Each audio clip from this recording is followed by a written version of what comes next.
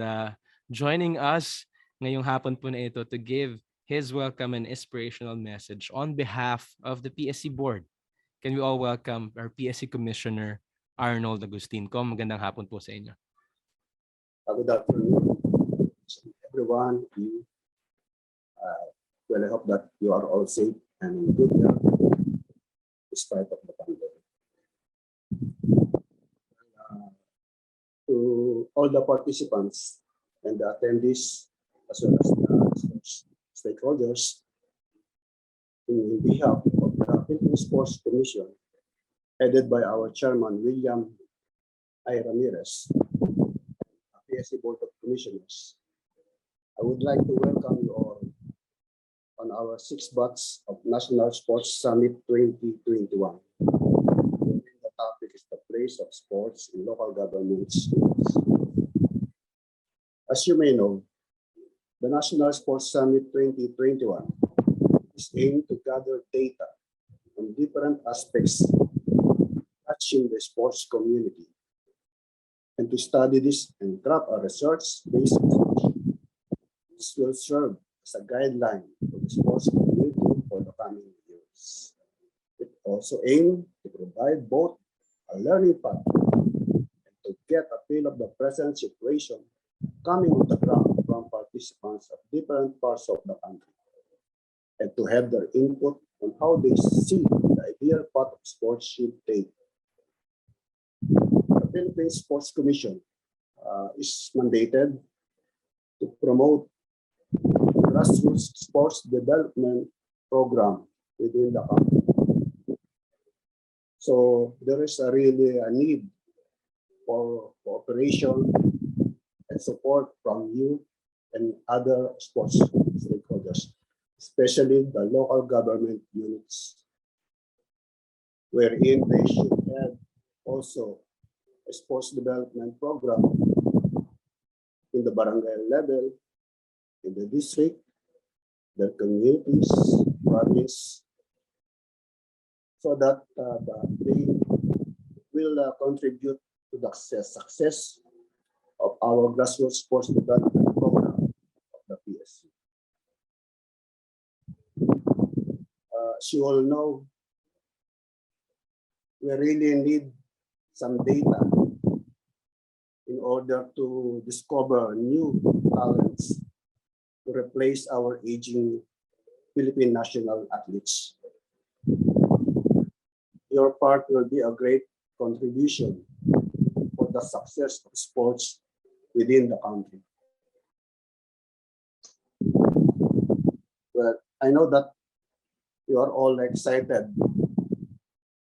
so I will not lengthen my speech, for I know you are very interested to know what will be the role of our local government units with respect to the project and the grassroots sports development program in the country, which the PSC would like to be a successful one.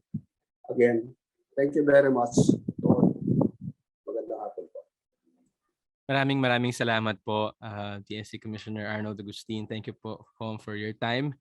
And I hope every one of us are really on the same page. No? We get inspired. And sabi nga ni Com, no, we are in need of everyone's help, everyone's inputs, everyone's ideas for us to craft new resolutions for the National Sports Summit. Thank you po, Commissioner Arnold Agustin. Today's session is one of the many lectures that we will be having for the first phase of the National Sports Summit. As said earlier sa ating video po, no, ito pong sports conversations will be presided over by recognized figures from the local to the international sports scene to deliver short lectures in the online conference format. And afterwards, an open forum will be facilitated to gather insights and views as synthesis for every session. Ayoko na pong pagtagalin pa, no. We are very thankful for our presence of our guest speaker, resource speaker for this session. Ang ating pong resource speaker for today is currently the Assistant Bureau Director of the Department of the Interior and Local Government, National Barangay Operations Office, or DILG and BBOO, which is responsible for the development of the capabilities of barangays in the country. Born in Malalag, Davao del Sur, she finished Bachelor of Science in Business Administration, Accounting from Mindanao State University, Marawi City. She pursued further studies specializing in governance policies and structures, earning her Doctor of Philosophy Development Administration in 2012. Prior to her present position, she was appointed as DILG Digos City Director, Division Chief at DILG Regional Office, Region 11, and DILG Davao Occidental Provincial Director. Ang ating pong resource speaker was recently appointed to CESO 5 rank on July 2, 2020 and speaks regularly as a resource person and lecturer in trainings and seminars on Philippine local government administration, barangay governance, local legislation, local fiscal administration, service delivery, public economic enterprise management, barangay justice system, and Anti-Violence Against Women and Their Children Act. It is an honor po na privilege na makasama po natin ang ating guest speaker for this afternoon. Let us all welcome our guest speaker for session 22, DILG NDBO Assistant Bureau Director, Ms. Debbie T. Torres. Magandang hapon po, ma'am. Hi, Josh. Good afternoon, and thank you so much for that generous introduction. Great afternoon po, everyone. And talagang mag-welcome ako sa inyong lahat to this conversation. We are truly delighted to be part of this advocacy campaign on behalf of Secretary Eduardo Anyo and of course our Director of the National Barangay Operations Office, Dennis Villaseñor. Again, truly delighted to be part of this advocacy, information, education, dissemination campaign of the Philippine Sports Commission. We thank you for your invitation. And we would like to say hello to all sport enthusiasts, our sports executives, and sa lahat ng mga kabarangay, sa lahat ng mga kabayan, kaprobinsya, ano pa ba, kasyudad, welcome to our conversation. I hope that you will enjoy our conversation this afternoon. And before I'll move forward, Joash, allow me to pay courtesies, of course, to our board. Magandang hapon po to our National Training Director and Chief of Staff, Sir Mark Edward Velasco, and our commissioners. Nagbigay ng ating welcome message early on, si Commissioner Agustin, and our commissioners, Ricardo Kiram, Maxi, and of course, Kabayan, our chairperson, Philippine Sports Commission, William Ramirez. Again, everyone, great afternoon. Allow me to start with siyempre, international engagements natin, no, in our conversation. Sige. Allow me to share screen.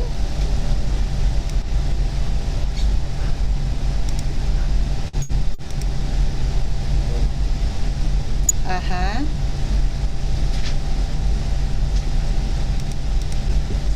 Joash, ayaw mo ba akong ipa-share? Go, ma'am.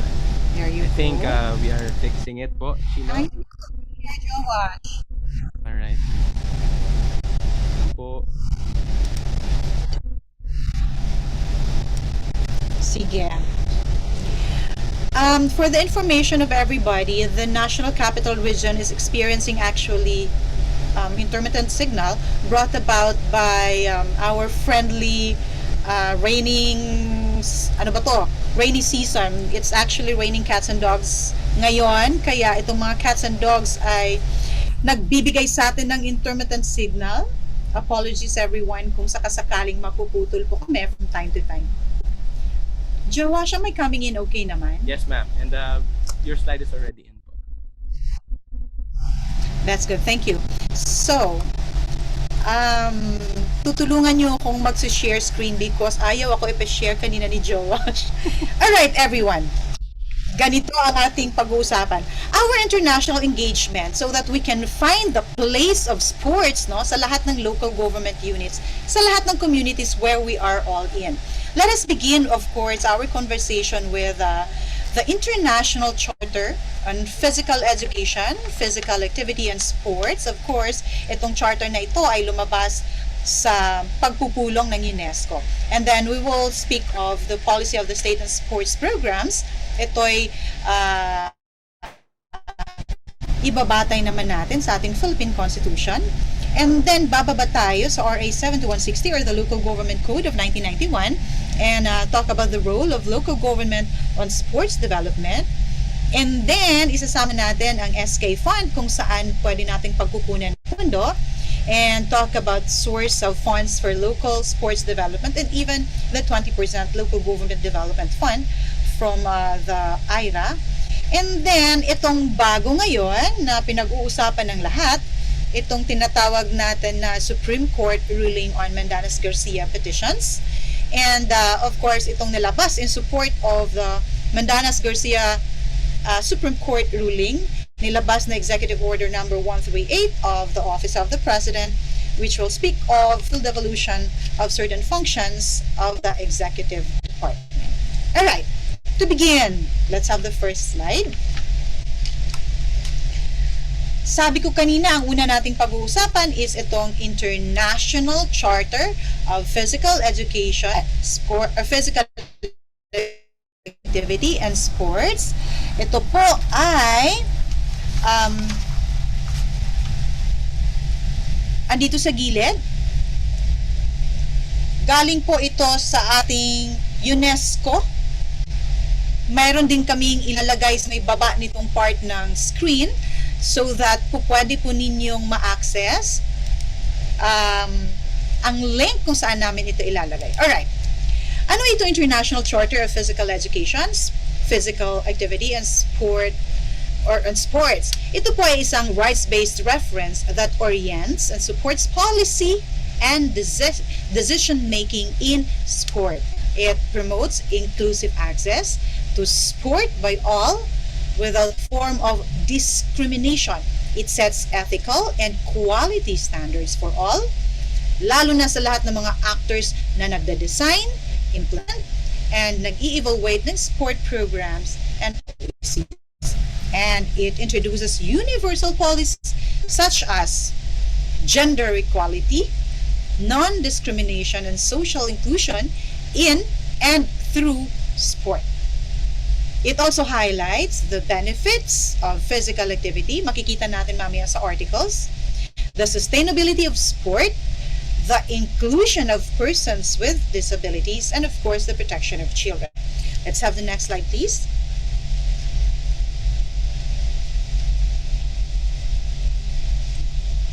There.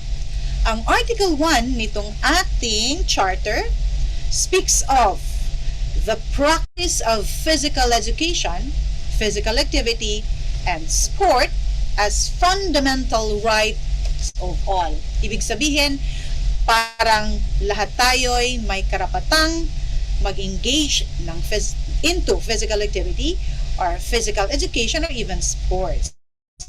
Ito po ay naaayon sa isang international charter. Again, as mentioned earlier, adopted during the 20th session of the UNESCO General Conference. Next slide, please. Okay. Itong Article 1, medyo marami-rami po yung nakapaloob dyan. At medyo mahaba-haba ito, kaya sinishare namin sa inyo ang link so that you can access it anytime. Now, Article 2, ay pinag-usapan naman natin dito, is that physical education, physical activity in sport can yield a wide range of benefits to individuals, communities, and society at large. So, Article 2, pinag-uusapan na, for example, ito daw sports, kung tayo mag-i-engage dito, tinitingnan ko ang aking mga papel, pwede daw maka-benefit through indigenous games, dances, other emerging forms of physical activity or sports na mag-i-express ng ating rich cultural heritage, kasama po dito sa Article 2. And napupwede rin po daw itong magiging prevention and rehabilitation for those who are at risk of drug addiction, alcohol, or tobacco abuse kaya, or kung ano pa mang sakit na po pwedeng dulot ng siguro activity, walang taong na hindi nag-engage into activity. So this can actually help. Next, please.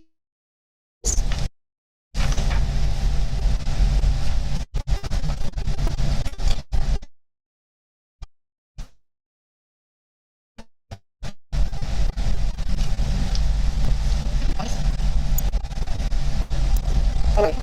Let's jump in Article 11. Article 11 naman speaks of physical education, physical activity, and sport can play an important role in the realization of development, peace, and post-conflict and post-disaster objectives. Okay. Next slide.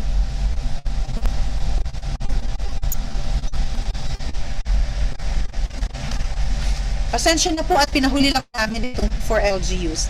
Article 5 naman speaks of all stakeholders na kailangang mag-ensure that their activities are economically.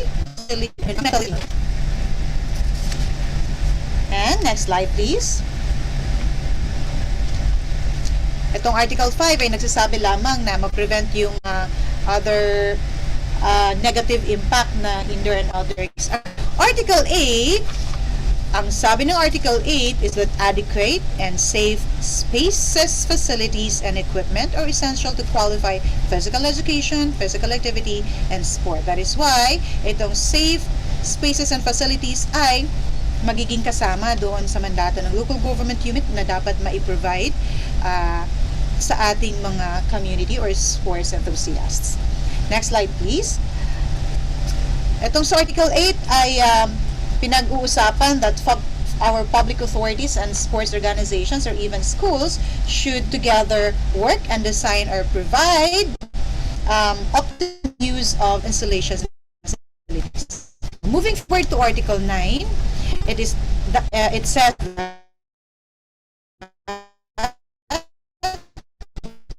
safety and the management of risks of quality provision.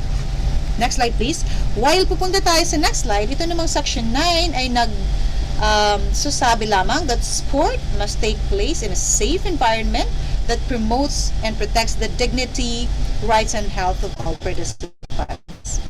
Now, Article 10, ang sabi sa Article 10, protection and promotion of the integrity and ethical values of physical education, physical activity, and sport must be a constant concern for all, para po sa ating lahat. Alright, while we move into the next slide, let me tell you that Article 10 speaks of all forms of physical education, physical activity, and sport must be protected from abuse. Alright, Article 3, balik tayo sa Article 3. Sabi ng Article 3, all stakeholders must participate in creating a strategic vision, identifying policy options and priorities. Okay? Ang sinasabi stakeholders dito, lahat po tayo, not just the local government units, not just the policymakers, even our partners ay kasama dito. Even the community itself ay kasama dito. Ito ay nagsasabi that strategic vision for physical education, physical activity, and sport are prerequisite for balancing and optimizing the impact of policy options and priorities at different levels. Ito po yung pinag-uusapan sa Article 2. Let's have the next slide, please.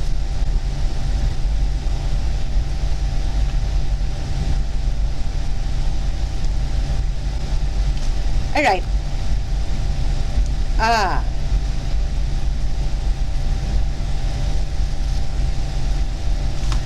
Jowash, pwede ba nating balikan yung sa Article 3?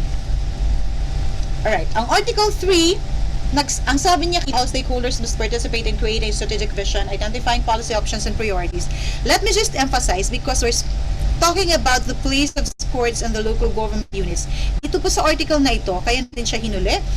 Ito po natin iaangkop itong provisions of RA 7160 or the Local Gov Code of 1991. And it says in Article 3.2, all stakeholders, especially national and local authorities, sport, education, youth, health, active recreation development, urban planning, environment, transport, gender and disability matters, and intergovernmental organizations, the Olympic and Paralympics movement, sports organizations, non-governmental entities, the business community, the media, the educators, researchers, sports professionals and volunteers, participants and their support personnel. Kasama po dito referees, families, as well as spectators share the responsibility. Again, share the responsibility for developing and supporting. Again, share the responsibility in developing and supporting physical education, physical activity, and sport policy. And all mentioned stakeholders should be given opportunities to exercise this responsibility. Again, ito po ay responsibilidad nating lahat.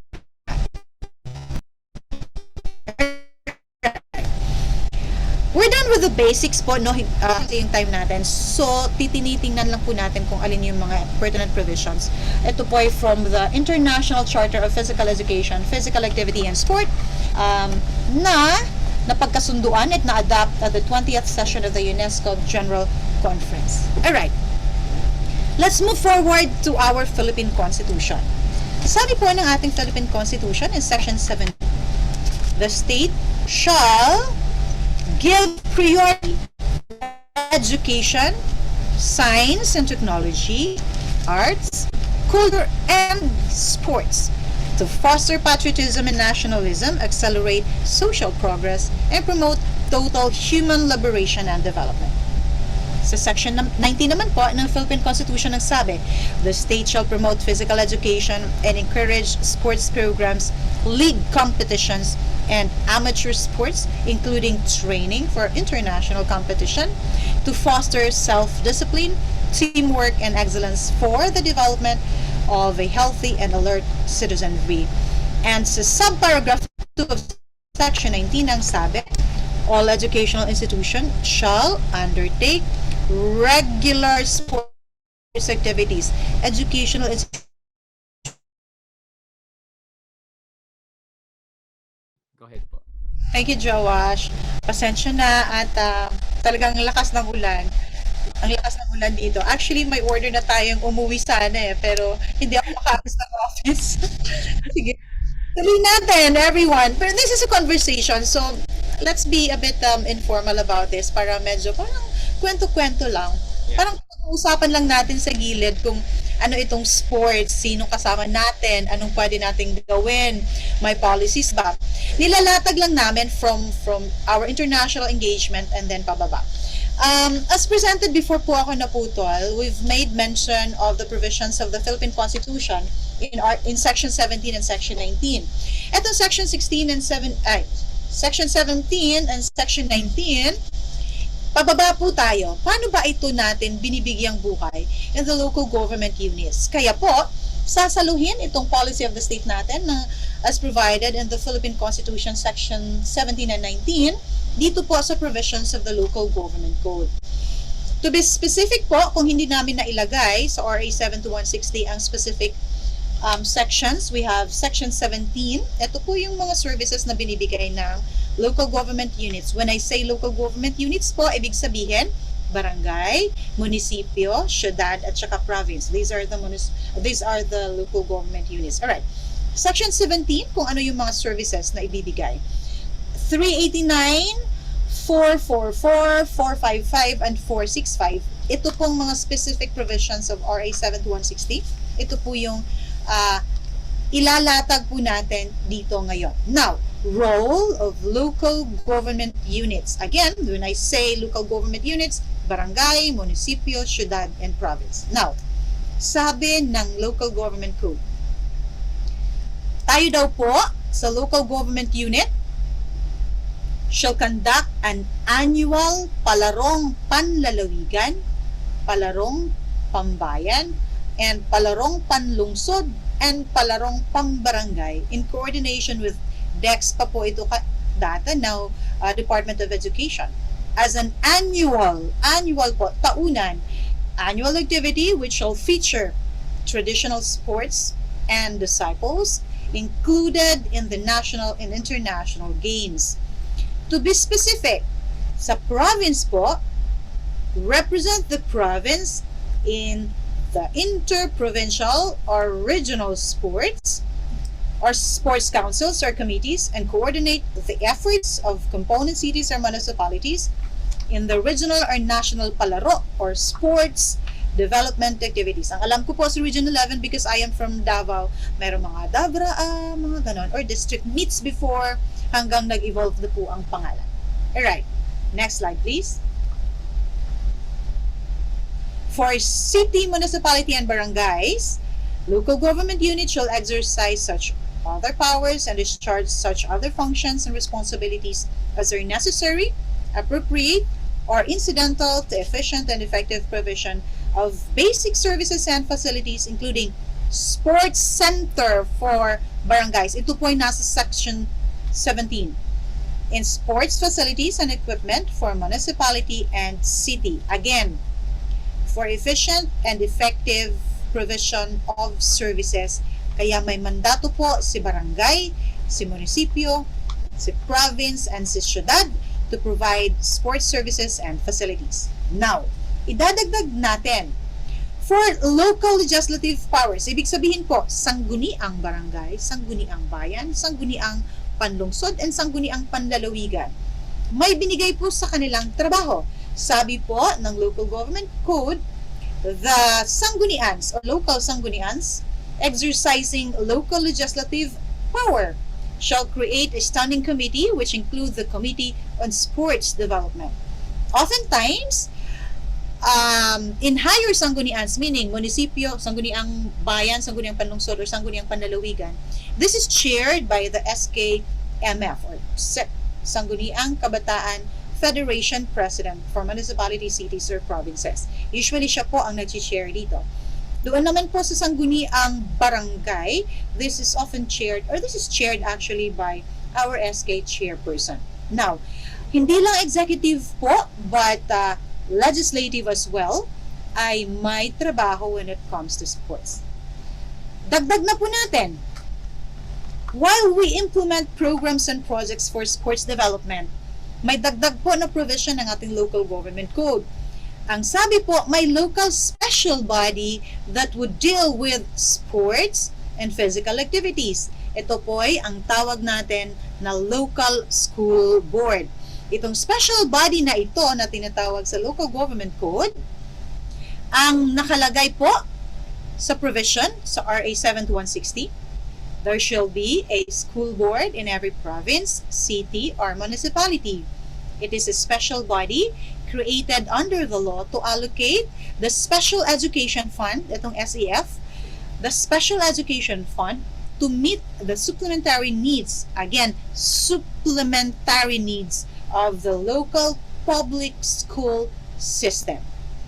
And ito po ang SEF, meron po tayong guideline kung ano po ang pwedeng paggagamitan po natin sa ating Special Education Fund. And later on, makikita po natin saan po natin kinukuha ang pondong Special Education Fund. Yung tinatawag natin 3% and 1% of our tax. Alright. The annual school budget shall give priority, again, the annual school budget shall give priority to sports activities. Thank you, Joash. Ang galing bilis segue, bilis dovetail. Apologies everyone. Talagang gagamitin ko itong si panahon aawayin ko itong si panahon. Sige, tuloy natin. We talked about the Special Education Fund kanina, no? At saka local special bodies in local government units. Pero wala pong local special body and SAF itong barangay. So, munisipyo, syudad, at saka province. Now, sa barangay naman, ano ang meron? We have the 10% SK funds sa ating mga kabarangayan. So, ano naman itong role ng ating sangguniang kabataan sa pag-uusap natin sa sports? Okay. Sabi ng kanina, local government code, meron pong provision on the sangguniang kabataan. And dadagdagan lang po natin ng RA 10742 na nag-a-amend ng medyo a series of Republic Acts about sangguniang kabataan. Now, the controlling Republic Act is RA 10742 in 2015. Ang sabi, the Sangguniang Kabataan shall create a regular or special committee to effectively carry out its programs and activities on sports development. Kaya kadalasan po, parang minsan, yung mga kabataan ay medyo nakatutok lamang sa sports and medyo marami-rami ang kanilang nabibigay na atensyon dito. Ang ating Sangguniang Kabataan din will partner with our Local Youth Development Coordinator or LYDC sa lahat ng mga local government units. Ini-establish po ito sa mga municipalities, cities, and provinces. So, the Sangguniang Kabataan will partner with the Local Youth Development Coordinator in planning and executing projects and programs of specific advocacies including sports development. Okay, yan po ang ating Sangguniang Kabataan. To proceed, still with SK. Next slide, please. Alright. Si SK Chairperson ng bawat barangay. Si SK Chairperson, as an ex-officio member of the Sangguniang Barangay, shall be the Chairperson of the Committee on Youth and Sports Development in the Sangguniang Barangay. As mentioned po early on, doon po sa legislative branch ng barangay, itong Sangguniang Barangay po, mag-i-establish ng committee. Itong si SK Chairperson will be the Chairperson of the Committee on Youth and Sports Development in the Sangguniang Barangay. Moving forward, next slide. Sa next slide, pag-uusapan naman natin membership in the Sanggunian and local special bodies. Right. Pag sinasabing local special bodies po, medyo marami-rami ito. But let us be very specific ngayon sa sports muna at saka si SK kung saan ang kanyang membership. Alright. As mentioned ko po kanina, the duly elected president of the Federasyon ng Sangguniang Kabataan at all levels, meaning pambayan, panlungsod at panlalawigang levels, meaning municipality, cities, and provinces na levels. Meaning may federation ang mga SK chairperson. So mag-i-elect po sila ng kanilang president. And according to the law, dito po sa local government code, their elected federation president will serve as ex-officio member of the Sangguniang Bayan, Sangguniang Panlungsod, and itong kanilang federation sa Sangguniang Bayan at Sangguniang Panlungsod, lahat ng mga component municipalities and component cities, mag-i-elect na naman ng kanilang president so that this elected president will represent the voice of the youth doon po sa Sangguniang Panlalawigan as ex-officio member of the Sanggunian. Right. Ito pong ating representative shall be the chairperson of the Committee on Youth and Sports and Development in the said Sanggunian, and itong ating representative will advance the sports and youth development ng mga endeavors. He or she shall serve as ex-officio member of the local school board. Alright. Kanina, pinag-uusapan natin Sanggunians, meaning Sangguniang Bayan, Sangguniang Panlungsod, and Sangguniang Panlalawigan. Now, speaking of local special bodies, dito po sa local school board as a special body, si SK will serve as ex-officio member. He or she shall convene the LYDC or the Local Youth Development Committee every 3 months, quarterly po, to conduct consultations with youth organizations. Again, kanina, Sanggunian. Itong si Sangguniang Kabataan, magpapatawag po siya ng Katipunan ng Kabataan. Pagdating naman po sa munisipyo, city and provinces, magpapatawag po ng Local Youth Development Committee every 3 months. Lahat po ng mga grupo ng mga kabataan ay papatawag for consultation. Now, the Local Youth Development Committee ay gagawa ng isang plano, and mapapaloob sa plano ang sports na ating pinag-uusapan. Because sabi nga kanina, we're finding the place of sports in local government unit. Right. The Local Youth Development Plan shall be initially drafted by the respective Sangguniang Kabataan Federasyon and shall be finalized by the LYDC or the Local Youth Development Committee. They shall be submitted to the local chief executive for inclusion in the local development plan and subsequently endorsed to the sanggunian of the local government concerned for approval. Um, Kuha lang po tayo ng example. Kung ang ating munisipyo na Local Development Committee ay naka-finalize na po ng Local Youth Development Plan, isasubmit po ito sa ating local chief executive or sa ating municipal mayor in case of municipalities. And dito po sa munisipyo, ang ating Local Planning and Development Office, ipapaloob po nila sa ating Comprehensive Development Plan or ang ating Local Development Plan, and annually, ipapaloob po sa annual budget so that mapopondohan and subsequently endorse to the sanggunian. Pag i-endorse sa sanggunian our development plan or comprehensive development plan na sinasabi po dito sa local development plan, pag i-approve na po ng sanggunian, ito po ay i-implement annually through the annual budget or yung mga AIPs na tinatawag natin. After approval or kung annual na po, meron po tayong tinatawag na appropriations ordinance, whereas there will be a legislative action na gagawin dito sa isasubmit na development plan.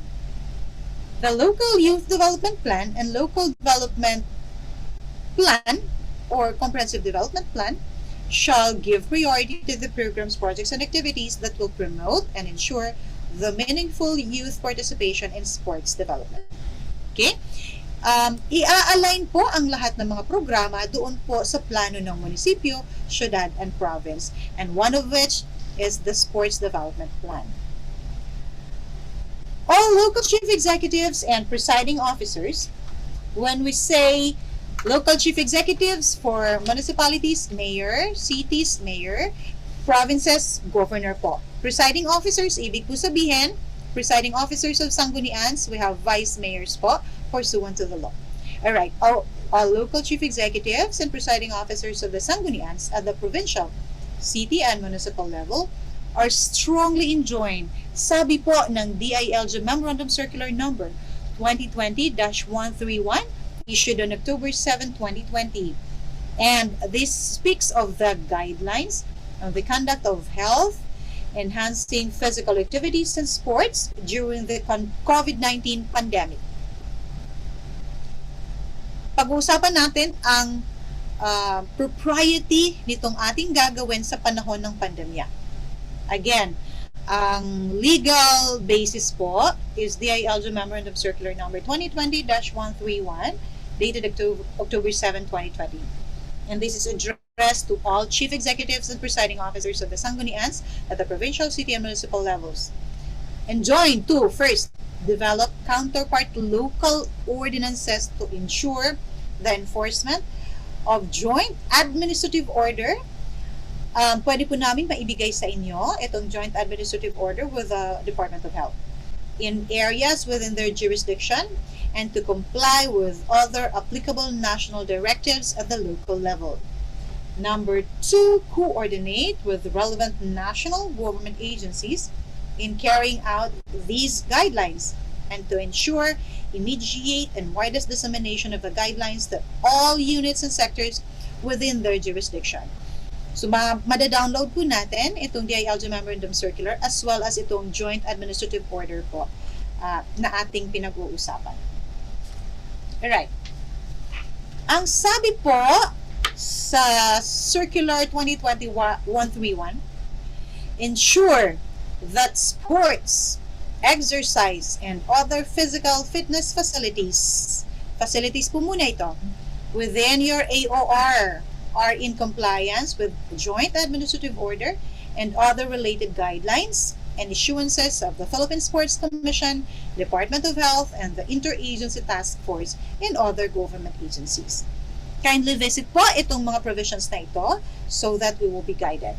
Secondly, sabi naman po ng circular, collaborate with said facilities to provide alternative mechanisms to deliver physical fitness services such as, but not limited to, online coaching and training programs.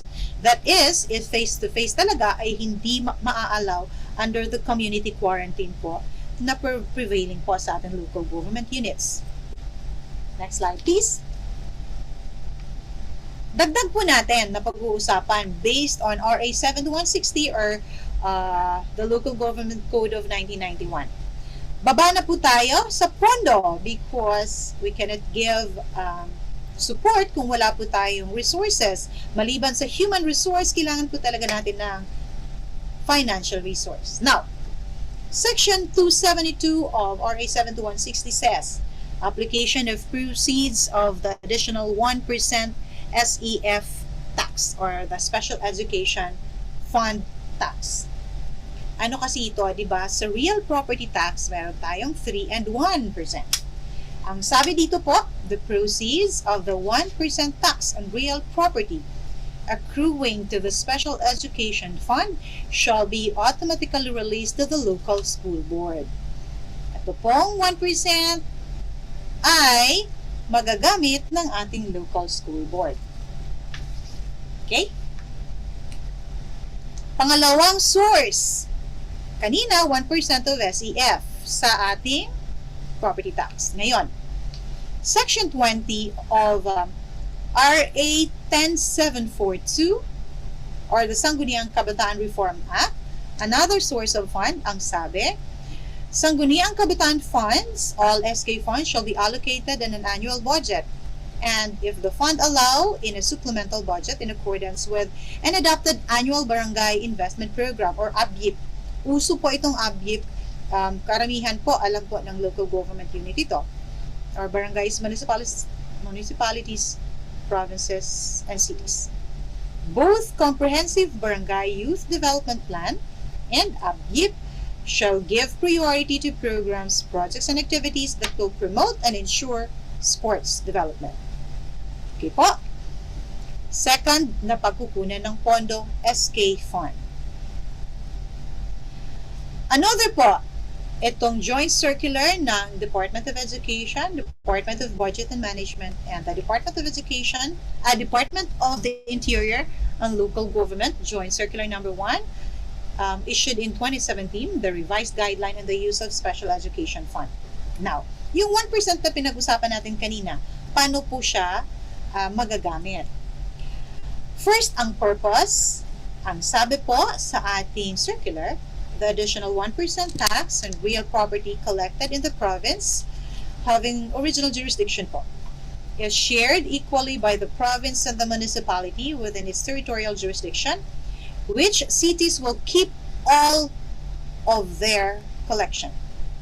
Proceeds from this special levy accrue to the SEF or the Special Education Fund and are automatically released to the local school boards. Okay?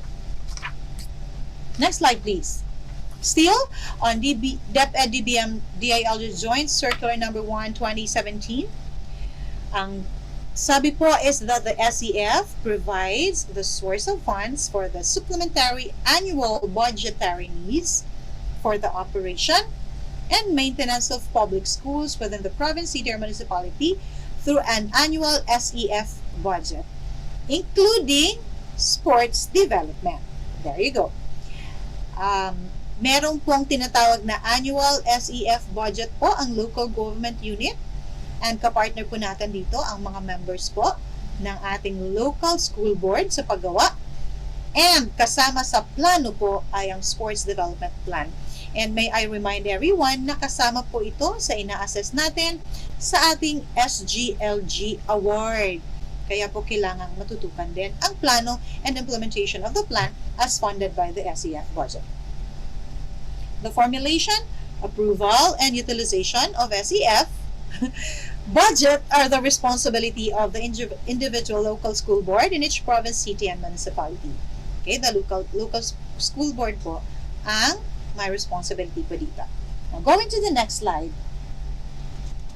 Still, on DepEd DBM Joint Circular Number 1,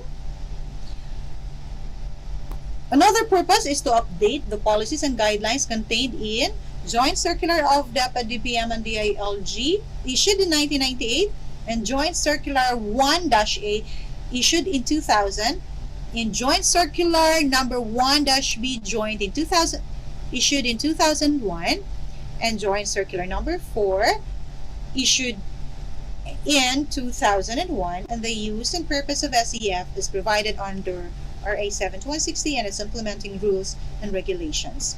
And of course, to ensure more strategic and efficient utilization of resources for priority programs and projects, which will complement as well as reinforce the budgeting priorities at the different levels of decision making.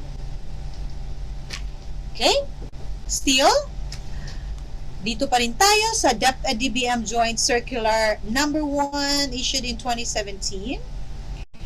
Paggamit po ng SEF, Section 272 of RA 7160 provides that the SEF shall also be allocated for sports development. That is why tingnan po natin sa mga gagawin po natin mga sports activities kung may nakalaan po bang pondo from the SEF for sports. And in Section 100 subparagraph C of RA 7160, ang sabi po that the annual school board budget shall give priority to sports activities at the division, district, municipal, and barangay levels. So, kinuha lang po natin yung provisions of RA 7160 at nilagay po natin sa ating supplement joint circular ng DepEd, DBM, and DILG numbered 1 issued in 2017. Next slide. Now, let's talk about allowable expenses. Dito sa joint circular, ang sabi po, allowable expenses chargeable against the Special Education Fund. Expenses for school sports activities at the national, regional, division, district, municipal, and barangay levels, as well as for other DepEd-related activities subject to the prevailing requirements and specifications set by the Department of Education, are actually allowable expenses. For planning and budgeting for SEF, lahat po ng provincial SEF budget shall, as much as possible, fill the funding gap in needs of all public schools covered by the province. Lahat ng mga component, barangays and municipalities ng buong probinsya, kung may gap po, it is said that the SEF budget ng province will fill in the gap. Okay? Sige. Moving forward, in the next slide, we'll talk about ano ba ang i-observe ng ating local government units. All LGUs are enjoined to observe the following policies and guidelines in the appropriations and utilization of the 20% Development Fund. Pangatlo na po ito, SEF, SK Fund, and 20% Local Government Development Fund as sources of funds for local sports development. Because again, we're talking about the place of sports and local government unit. Now, sa 20% naman na development fund from the IRA or the Internal Revenue Allotment, ang sabi po ng DBM, DOF, DILG Joint Circular, wag na po tayong malito sa Joint Circular, no, ang dami. Kanina po, DepEd po yun, DBM at saka DILG. Ito naman sa 20%, DBM, DOF, and DILG 01 issued in 2020. Alright. Revised guidelines and the appropriations of the 20% of the annual internal revenue allotment for development projects. Okay. All local government units are enjoined to observe the following policies and guidelines in the appropriations and utilization of the 20% development fund. Number 1, the 20% development fund shall be utilized to finance the LGU's priority development projects. Let me say that again. LGUs. Sa inyo po yan, LGU. Priority Development Projects. Kayo po ang magdedetermine ng inyong priority development projects. Kayo po. As embodied in your approved local development plans and medium-term and annual investment programs.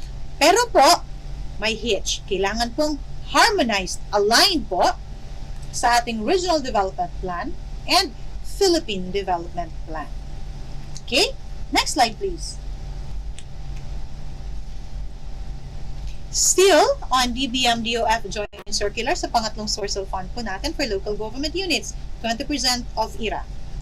The development projects that may be included under the 20% development fund shall be those that are necessary, appropriate, and incidental to efficient and effective local governance, and those which are essential to the promotion of general welfare of the people, ng ating bayan. The LGU shall ensure that the the development projects or local development projects to be funded out of the 20% development fund are well planned and procurement and implementation ready. Kung hindi po, ay nako, hindi po siya priority. Again, should be well planned, procurement and implementation ready. Still, sa DBM-DOF Joint Circular, technical assistance may be sought from national government agencies, such as but not limited to, of course, if it is about agricultural development, then Department of Agriculture. If it is about technical utilization or about the guidelines and policies, there is DBM. If it is about education and facilities, then we'll have DepEd to give us technical assistance. DENR, if it is about greening. And of course, DOF or Department of Finance. And Department of Health if it's about health services and facilities. DILG if it's about technical assistance on governance. And DPWH if this is about facilities and buildings or other projects. And Department of Social Welfare and Development if these are about social services and facilities. And of course, NEDA for other technical assistance. And for the determination of more relevant, responsive development projects that may be included under the 20% development fund of the local government unit. And this is of course to ensure compliance with the standard prescribed by the national government agencies concerned. Okay, now, tatlo na po yung pwedeng magiging source. Okay? But then again, pag ang local government unit ay nag-prioritize, they can source out other sources of revenue na po pwedeng gamitin. And if they find out that some of the sports facilities ay isa sa kanilang mga priorities, then that can be funded. Now, moving forward, next slide, we'll talk about itong pinag-uusapan ngayon na Supreme Court ruling na Mandanas-Garcia petition. Very briefly, itong Mandanas-Garcia petition, itong si Congressman Mandanas at saka si Congressman Garcia nagpetisyon sa Supreme Court. Ang sabi po nila, bakit ang liit-liit daw ng binigay na ira ng national government sa lahat ng local government unit? Parang hindi daw tama yung nagiging basis ng computation ng taxes na sinasabi. And ito naman, sinang-ayunan ng Supreme Court. Ang sabi ng Supreme Court, the Constitution says lahat daw ng taxes ng national ang magiging basehan. Kaya po, magiging malaki ang impact nito.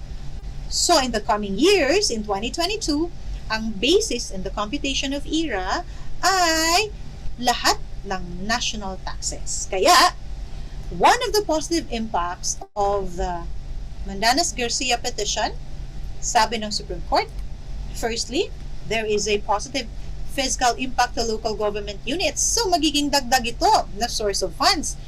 Right? There will be an increase of 37.89% approximately in national tax allotment. And so, ito po ay ibibigay sa 2022, magsisimula po. Kaya lahat po ng national government agencies ngayon ay gumagawa ng transition plans so that mapag-usapan natin how to go about these impacts and paano ang gagawin natin, pagtutulungan natin. The negative fiscal impact is that on the national government's disposable cash for FY 2022, medyo bababa po because mabibigay na po sa local government units. Mas malaki na po ang maibibigay sa LGUs and makukunan po yung sa national government agencies. That's why tinatawag natin itong full devolution. Next slide, please. Implication on more resources for LGU service delivery. Since medyo malaki-laki ang pondo, the service delivery resources will also increase. The increase of ERA will help fund develop basic services such as health, agriculture, education, disaster management, peace and order, and safety. And if we have sports facilities and activities, then that can also be included depending on the priority of the local government unit and as contained in your transition plans. Right. Expectation for better performance responsive to needs, to standards, and to continuing needs or mandates. Fewer resources for PPAs for non-national government agencies. Kami po sa national government agency is expected to perform less implementation and more oversight functions and concentrate on setting standards and developing capacity of local government units. Saka po, ang programs, projects, and activities po of national government agencies that shall encompass the roles and service delivery functions of local government unit will be scaled down and devolved to local government units. And of course, another implication, greater demand for capacity building and supervision of local government units. And this would include need for more sustained capacity building from NGAs in partnership with LGUs, expanded oversight of the DILG and other NGAs, and of course, exercise of oversight responsibilities. Ito po hierarchical of provinces over component cities and municipalities, and of course, cities and municipalities over component barangays. Dito po sa ating mga responsibilities. Alright. Next slide. Ano ba ang functions ng executive branch at saka ng local government in the creation, in the devolution or yung full devolution na tinatawag natin? Because of the Supreme Court ruling on the Mandanas-Garcia case, nagpalabas po ang ating executive branch, ang ating mahal na presidente ng Executive Order number 138 about full devolution. Ang nakapaloob po dito is that the national government is committed to the policy decentralization, which are aimed to development capabilities, as mentioned early on, of our local government units to deliver basic services and facilities and ensure accountability, competence, professionalism, and transparency of local leaders. As to function, services, and facilities for full devolution po, ang sabi po ng EO 138, functions, basic services, and facilities which have already been devolved based on Section 17 of Local Government Code and other pertinent laws ay gagawin po ng local government units. Sa Section 17 po, inisa-isa po doon ang for barangays, for municipalities, cities, and provinces. And then, local government units shall be primarily and ultimately responsible and accountable for the provisions of basic services and facilities fully devolved to them. And this Executive Order 138 covers all LGUs and all departments, agencies, and instrumentalities of the executive branch with devolved functions. And the next slide, I think, medyo malapit na po itong ating presentation. Tingnan lang natin kung ano yung role ng local government units, no? Pag may dagdag na pondo na po sila. And for us, sports advocates, tingnan po natin kung napapaloob sa priorities ng local government unit, lalo na nadadagdagan yung kanilang pondo by virtue of the Supreme Court ruling on the Mandanas-Garcia case, kung meron pong allocated for sports and sports development, including sports facilities. Gagawin po ng local government unit ay gagawa ng devolution transition plans in close coordination with national government agencies. Hopefully, in the transition plans ay makikita po natin for sports, sports facilities, and other activities. And then gagawa po ng capacity development agenda based on the assessment of their respective capacities, and then develop communication plans and strategies, and then ensure integration and coordination of local projects, programs, and activities on the devolved functions with national goals, standards, and strategies. And of course, the local government unit shall ensure funding requirements for the preparation and implementation of the prioritized PPAs na ipapaloob po sa annual investment programs and annual budgets of the local government units. There you go, everyone. Sana nakita po natin kung ano ang kahalagahan ng sports and kung saan ang place ng sports in local government units, barangays, municipalities, cities, and provinces. And let me end sa sinabi po ni ni Maring Venus Williams na isang kaya for sports enthusiasts, patuloy lang po ang ating pag-advocate. Lahat po ay posible dito sa sports. Your NBOO family po ay andito lang po sa gilid. Ang DILG po ninyong kapamilya, andito lang po kung kailangan ninyo po kami. Maraming salamat sa imbitasyon and we're so grateful to be part of the advocacy campaign. Thank you everyone. Back to you, Joash. Maraming salamat po to our resource speaker for our session 22, AD Debbie Torres. Ma'am, hindi man po ako part ng local government unit and one of the katulad ng mga participants natin today, but I learned so much. Nakikita ko, ma'am, yung mga participants natin tumatango po every time, lalo na po no, sa may later part of financing and creating source of funds. Marami pong tumatangong mga LGU sports officers and executives. But before we continue to our open forum, allow me, everyone, to give a few recap of our lecture for this session.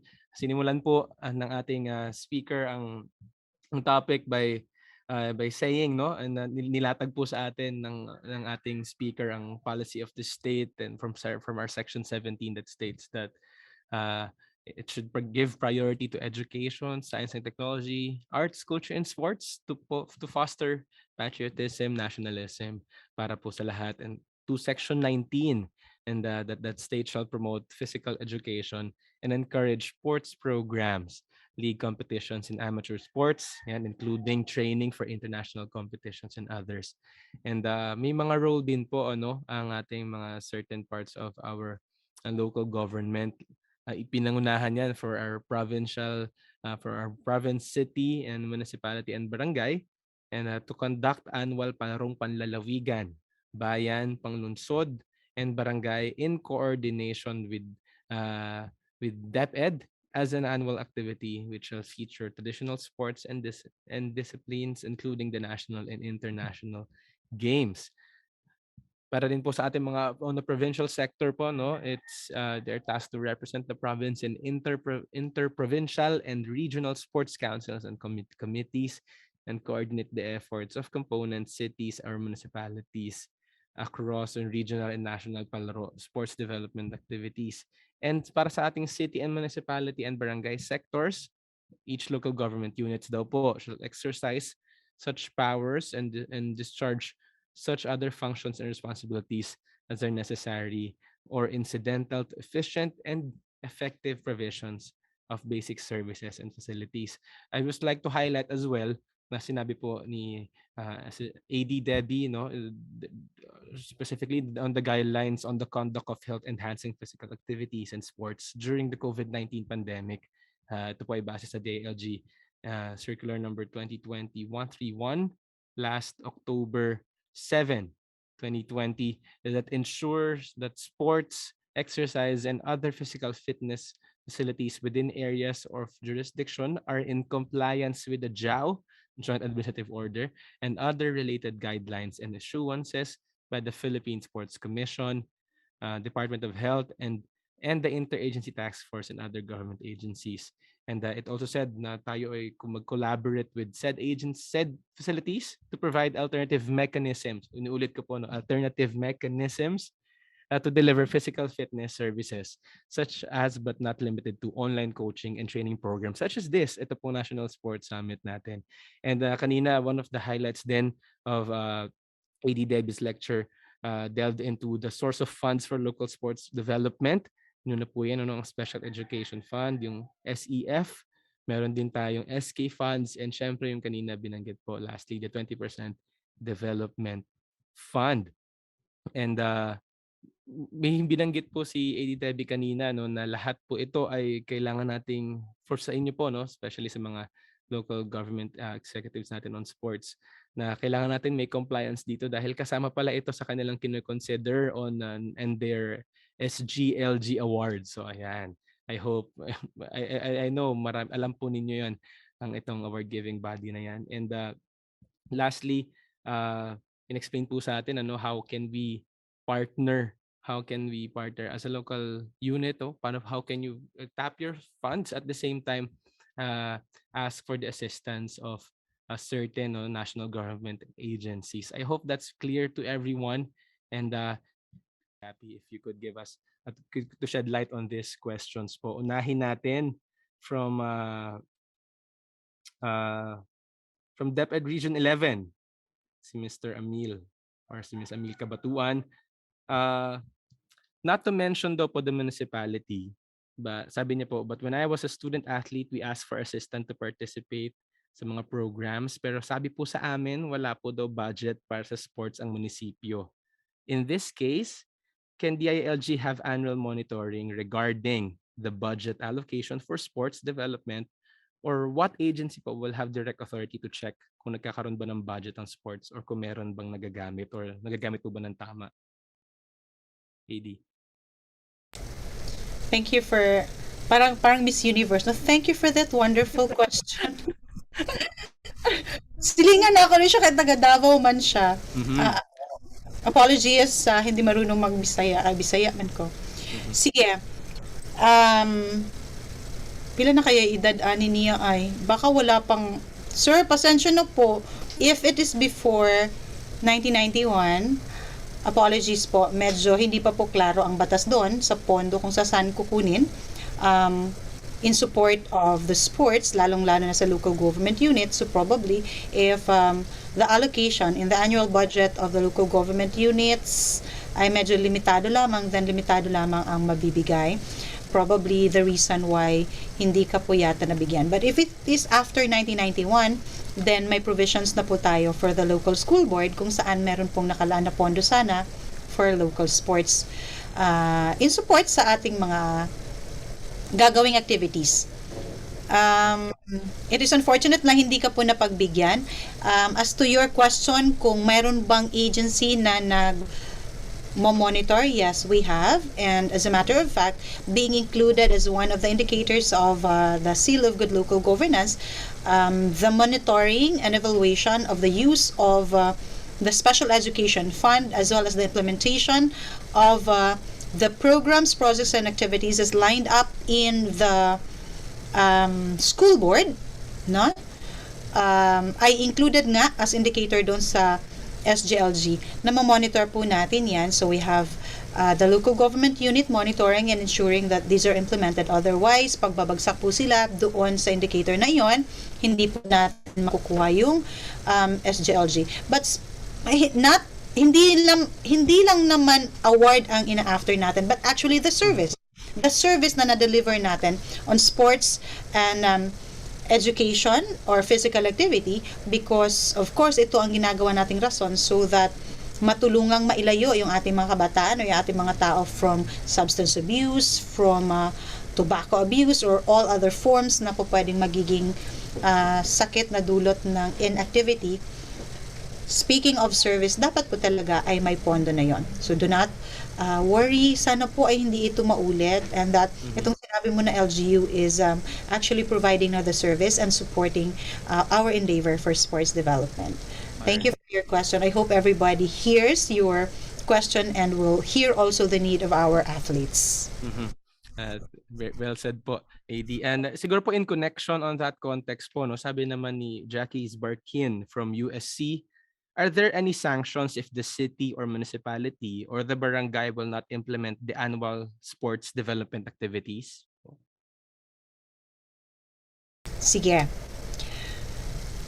To answer directly, sanctions. Sanction for not implementing your programs and projects and activities, for example, kung merong mga hindi na ibigay sa dapat ibigay, then one interested party can file a case against these local government officials who are not doing their duties and functions or derelict in their duties. There can be administrative sanctions if found guilty of not providing the service as provided in your plans and activities. But if kung sakasakali naman na wala, if monitored na hindi na-implement, firstly, hindi siya makaka-award or hindi nila maitatawid yung indicator na yon in this SGLG. Number 2, kung hindi nila na-implement, yung pondo naman ay hindi magagamit sa iba. It will still go back to the general fund and reappropriated, no? Gagawa pa rin naman ng plan doon. Yung pondo na yon is solely for that purpose pa rin naman. So, ibabalik pa rin doon yung pondo at magagamit pa rin doon pa rin na purpose. Hindi yan kasi siya po pwedeng ibigay sa ibang purpose if the SEF ang source of fund. I hope that's clear, no, sa atin pong participant that inquired on that. Another question po from LGU Tayabas City from Ms. Zara Zagala. Interesting question po ito, AD. What will be the role and function of the Physical Fitness and Sports Development Council if there is an existing sports development officer in the LGU? In our case, no po, we have an overlapping activities in implementing sports development program with that of DepEd and SK in terms of proposing budget to the Sanggunian. Is there a specific mandate directing the Sports Development Office in implementing sports programs po? That's a good question and very interesting indeed. No, thank you so much. Pwede bang gawin ko itong personal ng question na to? Yung mga bida po yung mga bida po doon sa mga movies pinapatay po. Yung nag-iisang bida, 'di ba usually palagi siyang hinahamol, pinapatay. Kasi po hindi na uuso yung paisa-isa ngayon. Ang uso po ngayon is whole of government approach. We don't implement on our own. We implement in collaboration with each other. So my personal view is that yung Physical Fitness and Sports Development Committee, Council, local school board, local sports and youth development committee, lahat po tayo ay mag-uusap-usap. Pag-isahin po natin ang ating plano, pag-isahin nating puntahan ng ating mga beneficiaries or partners, and implement po natin na magkasabay. We will have more impact. And we are bringing in a lot of people, and we can actually upscale the quality of our delivery of service. Kaya po, pwede po ba akong personal na magsabi na mag-uusap-usap po tayo at magtulungan? It's a good ano po, solution po, no? And ito naman po, I think a question and a proposal in one. Sabi ni James Estela from PUP, as a student, pwede po ba kaming gumawa ng sport organization sa aming barangay kung hindi active ang SK namin? Yes, definitely. Pwede po.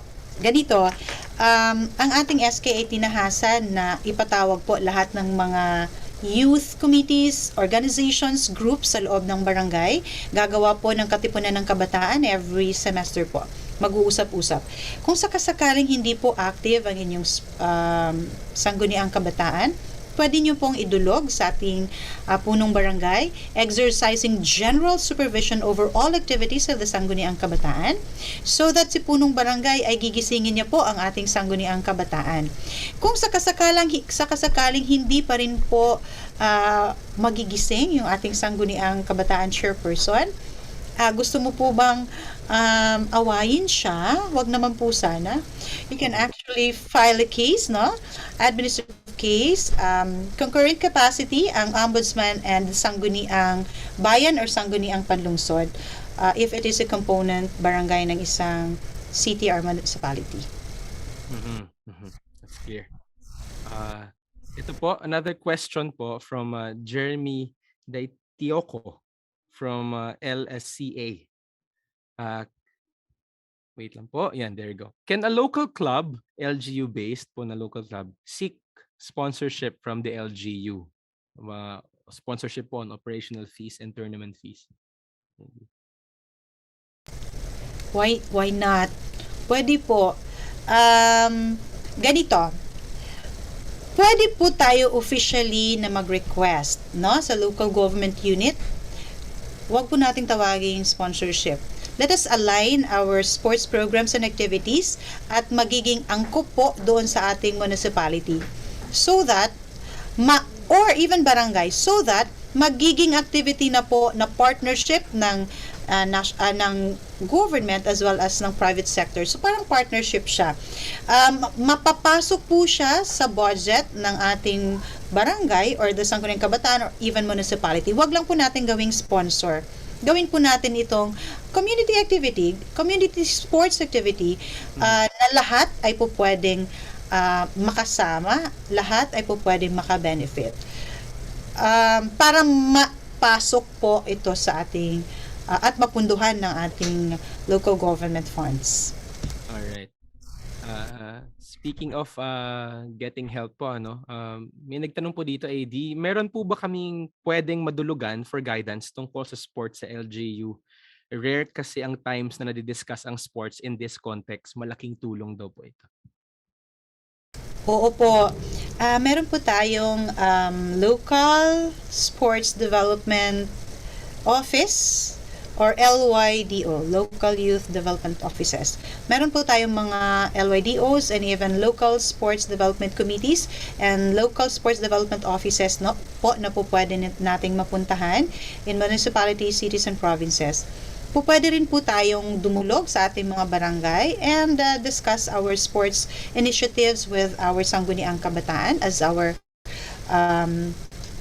youth and development and sports development leader. Pwede rin nating pag-uusapan ito sa ating punong barangay as well as sanggunian, so that mabigyan ng kaukulang resolution or ordinance if necessary within the barangay, or kung sino man ang pwede nating makausap so that you will be referred appropriately doon sa office responsible for such endeavor.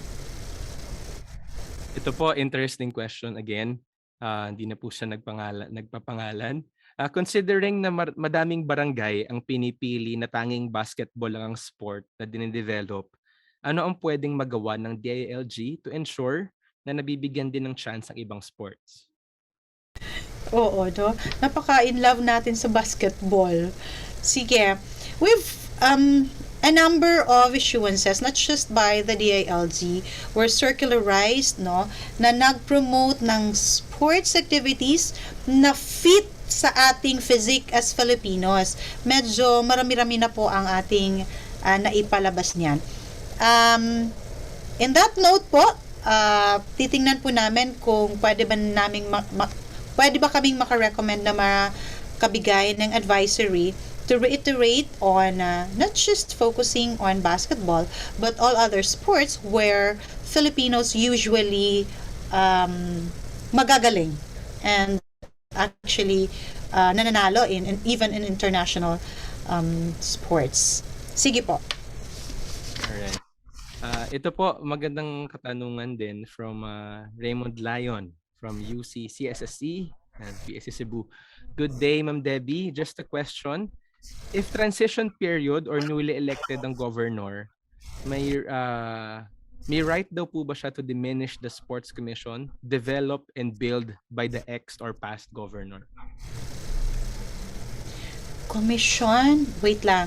Merong local na sports development committee siguro or parang may established na local sports development commission. Okay, ganito. If the local sports development committee or commission is established through an ordinance po. If ito ay ginawa through an ordinance creating or establishing that local sports development commission or committee, then the new governor cannot do away with with implementing such ordinance. Okay. Kung sakaling ito ay paloob lamang sa isang executive order, meaning the incumbent governor ang nagpalabas lamang ng isang executive order, then pwede po yun na ma-revoke by the issuance of another executive order by the present or incumbent na governor ngayon. Meaning, yung nilabas na executive order ng dati is effective po lamang sa term noong nagbigay ng authority na iyon, ng governor na iyon. So, ang bagong governor can actually issue another executive order for an establishment of a similar committee or commission, which will deal, of course, with sports development na endeavors or concerns. Okay. Ito po, hindi na po siya nagpapangalan, pero interesting question as well. Hello ma'am, ask ko lang po if yung barangay captain, situational po, no? If yung barangay captain ng isang barangay ay tinanggal ang budget sa sports, ano po ang pwedeng gawin on this? Siguro po in relation again with the handling of the budget and sanctions as well. Sige. Barangay, tapos tinanggal ang sport. Wait lang ha. Kung Go ma'am. talagang inisip ko siya. Sige. Ang budget po kasi napapaloob sa isang appropriations ordinance. Isa po siyang ordinansa ang annual budget. Kung sa budget po ng barangay ay mayroong pondo for sports, the punong barangay cannot unilaterally erase, delete, or strike that out the annual budget because it passed through legislation. Dumaan po siya sa sangguniang barangay. And at the same time, not just the sangguniang barangay, it will also go through review process of the higher sanggunian or the sangguniang bayan. Therefore, hindi po unilaterally pwedeng tanggalin lang po ang pondo na yon kung napapaloob sa annual budget. Kung sakaling chika lang yon na may pondo na tinanggal, ayan, po pwede siya matanggal kasi wala siyang basihan. But then again, if it is already contained in the annual budget, no, then hindi po pwede pong tanggalin unilaterally because it's already enclosed. Ang ordinance kasi has a full force and effect of law in the barangay po. And it's already reviewed by the higher sanggunian before it will be implemented in January of the ensuing year kung na-approve po siya by December usually. All right. I think we're going to last few questions po, no. From Miss Evelyn Bacosa from DepEd Palawan. Ma'am, may pondo daw po ba for allowance para sa mga student athlete ang mga local government, or ano lang po ba ito, grant lang po ba to or mandated, ma'am? Okay. Ang sabi po natin sa ating batas, the local government unit po ang gagawa ng kanilang plano, no? And kung saan kukunin ang pondo. So kung napapaloob doon sa plan, submitted, 'di ba sinabi natin kanina, submitted po siya doon at nasama sa executive budget and then legislated in the sanggunian, appropriate sanggunian, whether sangguniang bayan, panglungsod, or panlalawigan, and then napapaloob sa annual budget ng local government unit, then meron po kung sakaling nakalagay doon ang mga pondo na yon. For example, may mga allowances or parang awards or incentives na ibibigay sa mga athletes natin kung sakasakaling manalo to a certain level and madadala to another level. Kung napapaloob yan sa sa inyong plano and approved in the annual budget, then meron po. Unfortunately, if it is absent, pasensya na po, it is not part of the priority of the local government unit. What you can do is actually request and recommend to your local school board so that it can be included in the annual budget po. All right. And last, tingin ko it also fits po with the discussion. Last question po natin from J. Ilianza from the DepEd LGU Kamalig Albay. Hello po sa inyo dyan. Sabi niya, may certain percentage po ang SEF fund, ang SEF for the PWDs.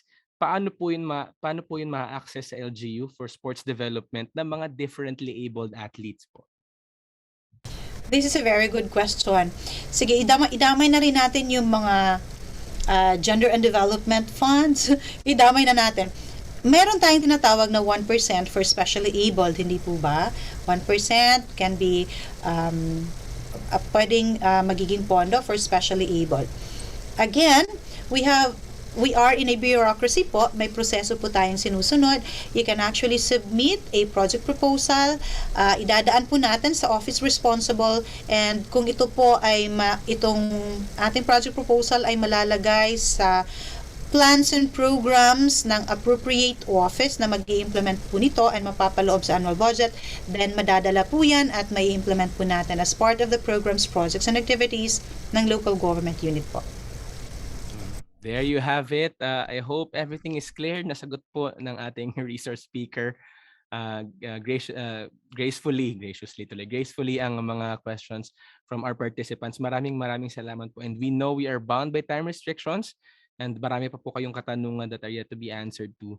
Kaya po, we mentioned earlier no, sa ating video po about the project, for those questions that will not be answered, all of it will be included po sa ating data processing. Kaya po wala pong data that will be wasted on this. Everything po will be turned over to our research. We will now take this time to honor and award the Certificate of Appreciation para po sa ating 22nd speaker for Sports Conversations. And to award the certificate, can I call again our PSC Commissioner, Arnold Agustin Com? Go ahead po. Thank you, Joas. First, I would like to thank Assistant Director, the LG, Ms. Debbie Torres, for gracing our session. Thank you very much po, ma'am, for your very informative lecture. I'm very sure na yung mga participant natin ay marami na natutunan regarding the role or the place of sports. Thank you po, ma'am. With this, please allow me to read the awarding of Certificate of Appreciation. This Certificate of Appreciation is presented to Assistant Director Debbie Torres, CESU 5, for her invaluable contribution as a resource speaker for the place of sports in local government units. Session of Sports Conversations, the first phase of the National Sports Summit 2021, given this July 21, 2021. Signed, William I. Ramirez, Chairman, Philippine Sports Commission. Thank you. Maraming salamat po, Commissioner Mont Fernandez. You have something to say, Ma'am Debbie, before we end? Baka po may parting words po kayo. My parting words, grabe naman ito. Joas, thank you so much for your assistance. And of course, Commissioner Arnold Agustin, thank you po. And to everyone who's joining us in this conversation, maraming salamat po. Personally, I had fun po with our conversation. I wish pwede po tayo mag-uusap-usap like face-to-face, talagang nag-i-exchange ng views. I'm sure you will enrich as well, no, my experience and what I know of sports. Mas marami sana ako matututunan with our frontliners such as our sports enthusiasts and executives and educators. Again, everyone, thank you so much. I hope that I've imparted a bit of what we have in DILG with you. Thank you again. Keep safe. Alright.